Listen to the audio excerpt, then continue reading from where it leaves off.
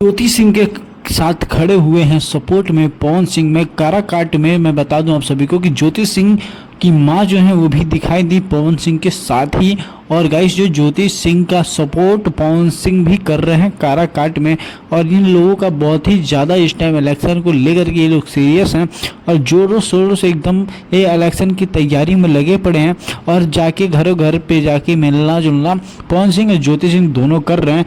बाकी पब्लिक में बहुत ही ज़्यादा इन लोगों का रिएक्शन आप लोग देख सकते हैं। पवन सिंह के पीछे उनकी माँ भी खड़ी है और वहीं पे जो मुस्कुराती भी है। और पवन सिंह जो है पब्लिक से बात करके आशीर्वाद भी ले रहे हैं। वहीं पे ज्योति सिंह जो है ये भी बहुत ही ज़्यादा मेहनत कर रही है काराकाट में जीतने के लिए। बाकी अब ये देखना है कि क्या पवन सिंह जीतेंगे या ज्योति सिंह। लेकिन मुझे यही लगता है इन दोनों में कोई भी जीते लेकिन जीत तो पवन सिंह की ही होने वाली है, क्योंकि काराकाट में इन दोनों एक साथ के साथ दोनों लोग खड़े हुए हैं। तो इसीलिए जीत तो एक का जरूर होना जरूरी है। तो गाइस चलिए आप लोग मिलते